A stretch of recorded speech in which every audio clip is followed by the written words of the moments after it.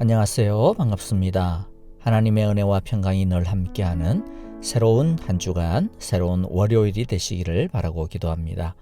이번 주에는 우리 증인의 삶 두 번째 구절입니다. 로마서 1장 16절을 함께 외우겠습니다. 로마서 1장 16절 말씀, 내가 복음을 부끄러워하지 아니하노니 이 복음은 모든 믿는 자에게 구원을 주시는 하나님의 능력이 됨이라. 먼저는 유대인에게요 그리고 헬라인에게로다. 세 번역으로 외우겠습니다. 로마서 1장 16절 말씀, 나는 복음을 부끄러워하지 않습니다. 이 복음은 유대 사람을 비롯하여 그리스 사람에게 이르기까지 모든 믿는 사람을 구원하는 하나님의 능력입니다. 아멘. 우리 함께 찬양을 드리겠는데요. 주님이 말씀하시면 말씀하시는 데까지 우리 함께 나아가고, 주님이 말씀하시면 또 말씀이 멈추라는 그 자리에서 우리가 멈추기를 원합니다. 우리 함께 찬양합니다.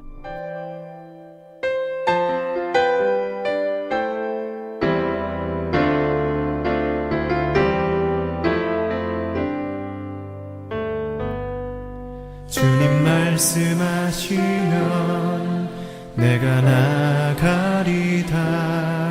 주님 뜻이 아니면 내가 멈춰서리다. 나의 가고 서는 것 주님 뜻에 있으니 오 주님 나를 이끄소서. 주님 말씀하시면 내가 나가리라. 주님 뜻이 아니면 내가 멈춰서리다. 나의 가고 서는 것 주님 뜻에 있으니 오 주님 나를 이끄소서. 뜻하신 그곳에 나 있기 원합니다.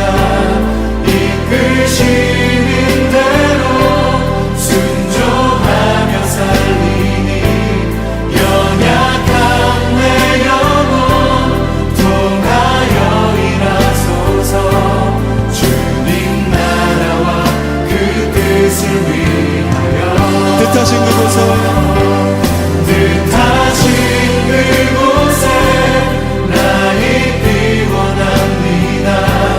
이끄시는 대로 순종하며 살리니 연약한 내 영혼 통하여 일하소서. 주님 나라와 그 뜻을 위하여 오 주님 나를 이끄소서.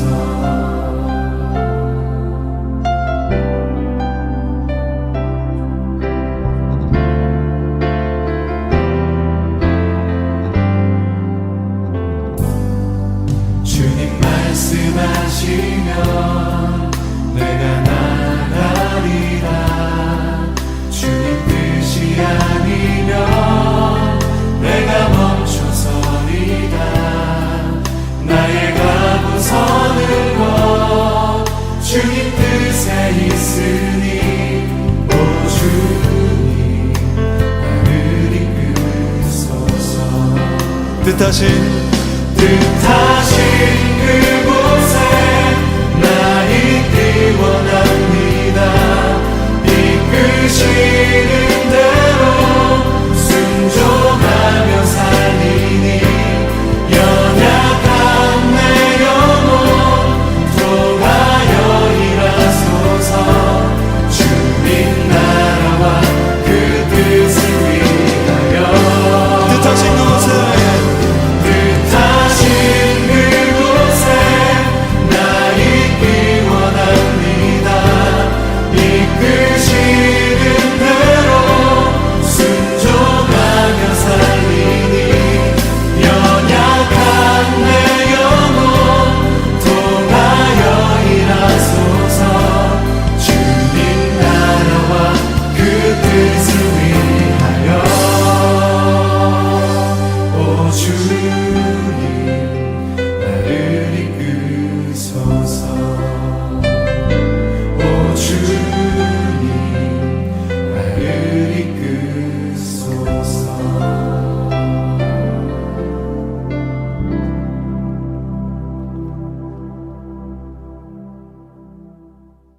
함께 말씀을 보겠습니다. 오늘은 예레미야 29장 15절부터 23절입니다. 15절 제가 먼저 읽겠습니다. 15절 제가 읽습니다. 너희는 여호와께서는 바빌로니아에서도 우리에게 예언자들을 보내주시지 않았느냐 하고 말한다. 그렇기 때문에 나 여호와가 지금 다윗의 보좌에 앉아있는 왕에게 그리고 이 도성에 살고 있는 모든 백성 곧 너희와 함께 포로로 잡혀가지 않은 너희의 친척에게 말한다. 나 만군의 여호와가 말한다. 내가 그들에게 전쟁과 기근과 연병을 보내어 그들을 모두 먹을 수 없는 썩은 무화과처럼 만들겠다.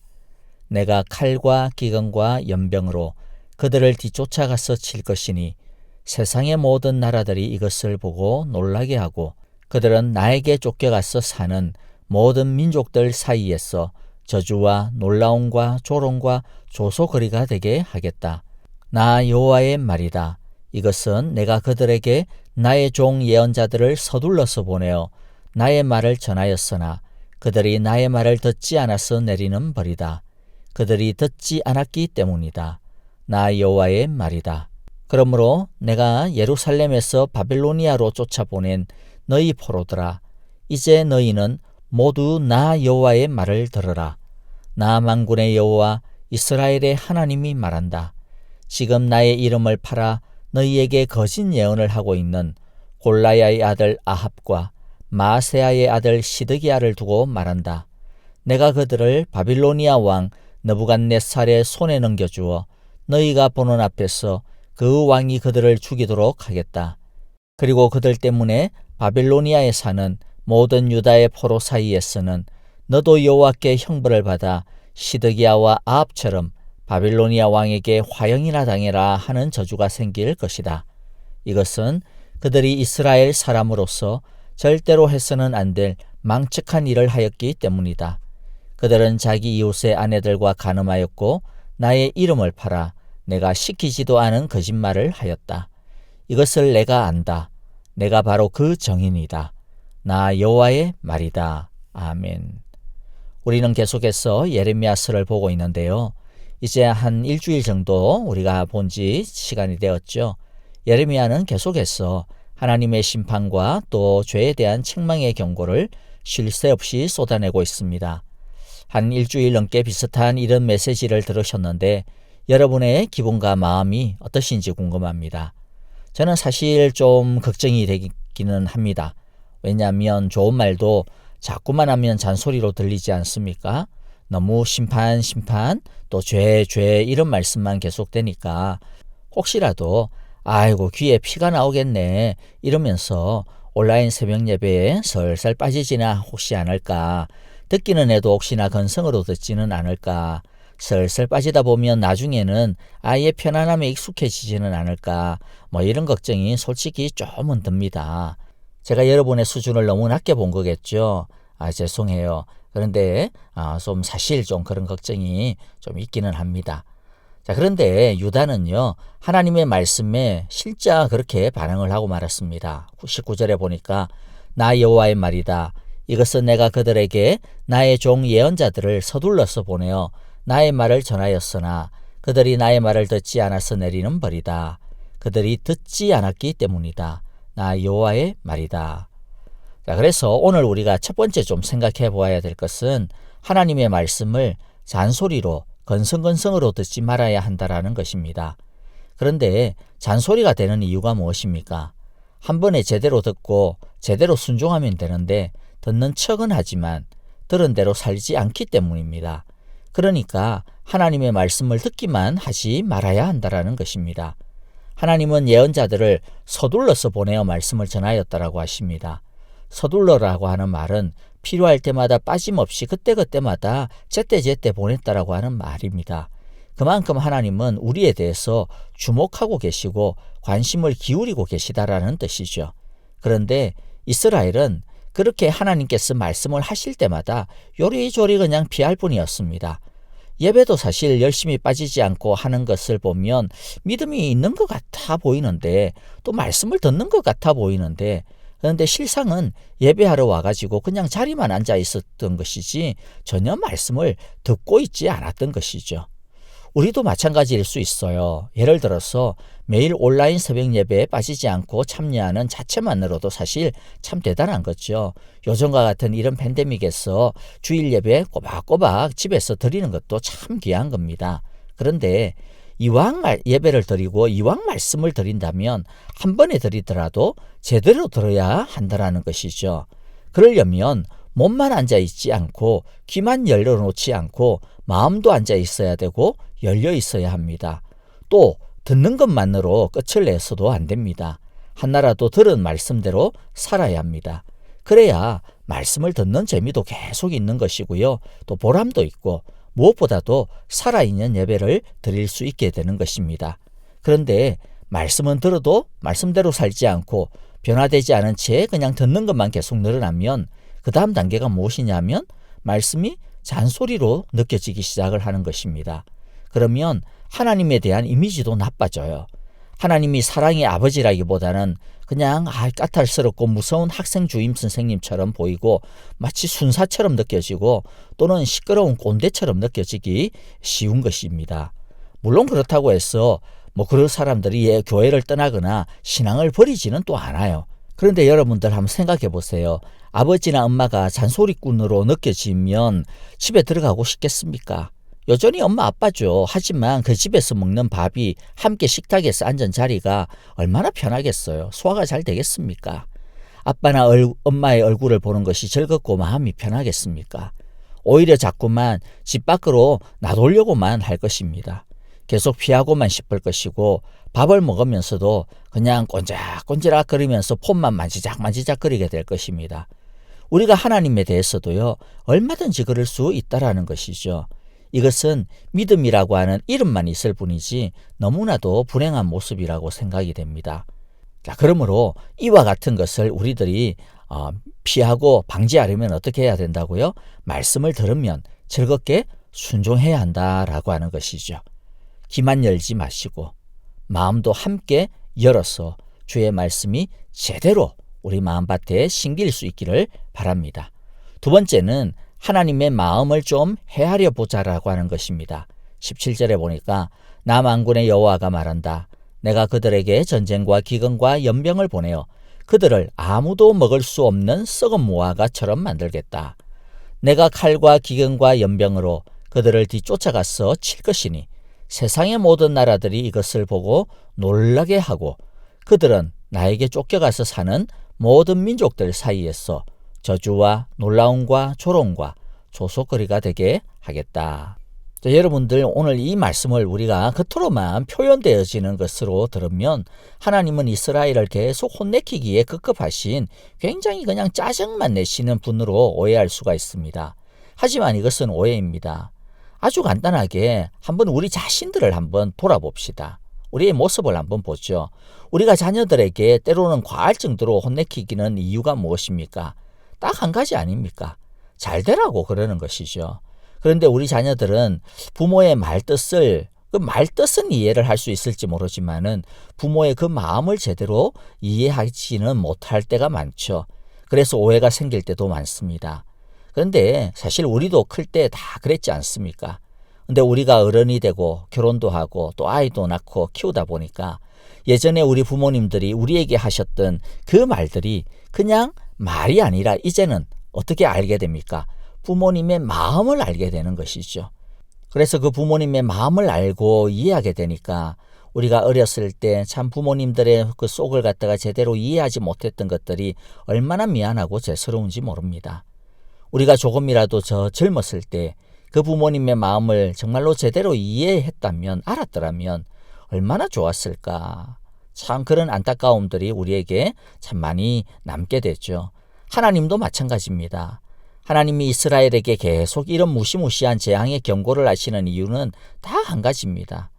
그렇기 때문에 우리는 단순히 그 말뜻, 그냥 그게 무슨 뜻이다 그런 것을 이해하는 데만 그치지 말고 하나님의 그 마음을 우리들이 좀 깊이 헤아릴 수 있었으면 좋겠습니다. 우리가 어제 하나님께서 우리에 대한 계획과 마음은 재앙이 아니라 하나님의 번영이라고 하는 것을 배웠습니다. 왜 재앙인데 재앙이 아닙니까? 재앙을 허락하시는 하나님의 그 사랑의 마음 때문입니다. 그 재앙을 통해서라도 당신의 백성들이 죄에서 떠나 좀 제대로 살기를 원하는, 바라는 그 사랑의 마음이 거기에 있기 때문입니다. 그래서 벌은 벌이 아니라 우리를 고치려는 방법일 뿐인 것이죠. 부모의 손에 들린 회초리는 부모의 피눈물 흘린 사랑이듯이 하나님의 심판과 이 메시지는 하나님의 피 맺힌 사랑의 탄식임을 우리가 조금이라도 헤아릴 수 있기를 바랍니다. 세 번째는 하나님을 바보 취급하지 말아야겠습니다. 21절에 보니까 나 만군의 여호와 이스라엘의 하나님이 말한다. 지금 나의 이름을 팔아 너희에게 거짓 예언을 하고 있는 골라야의 아들 아합과 마세야의 아들 시드기야를 두고 말한다. 내가 그들을 바빌로니아 왕 느부갓네살의 손에 넘겨주어 너희가 보는 앞에서 그 왕이 그들을 죽이도록 하겠다.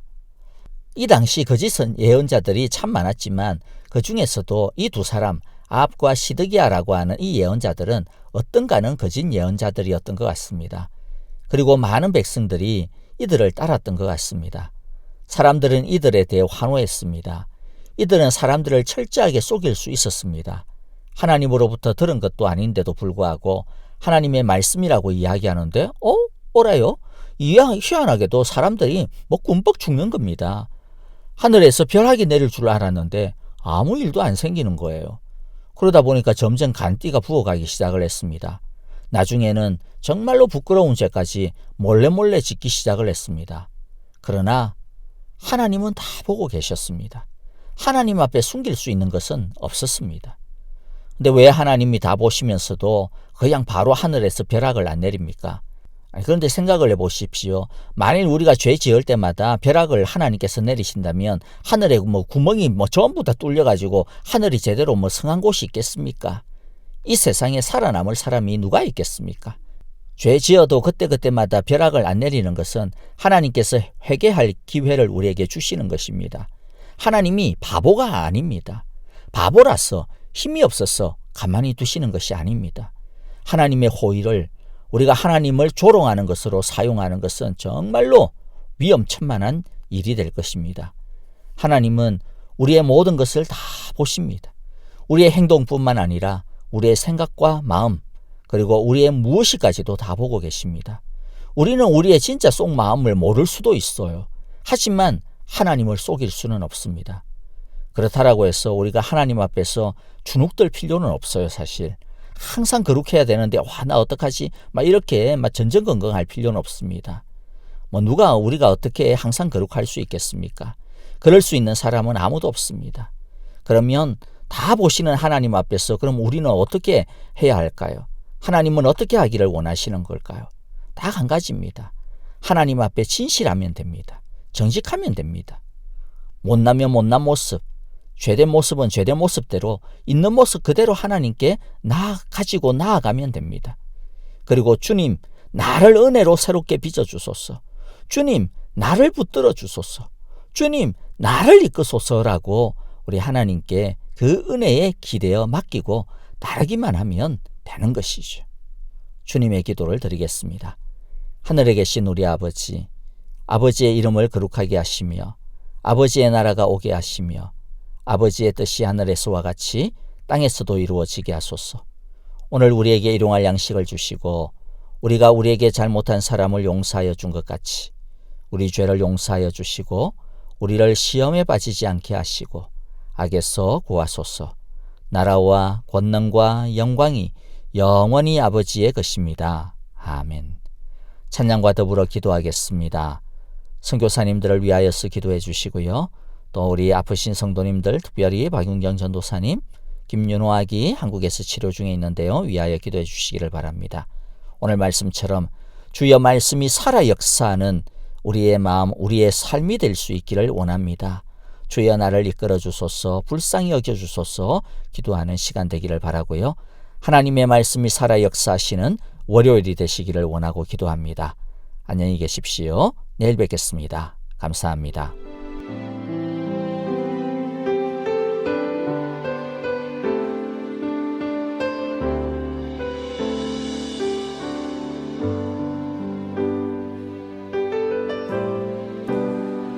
나의 주님께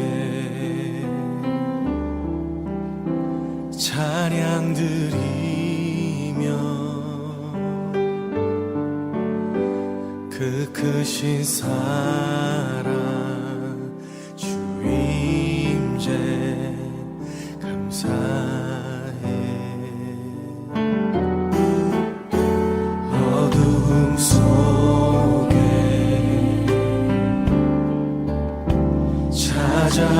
찾아오셔서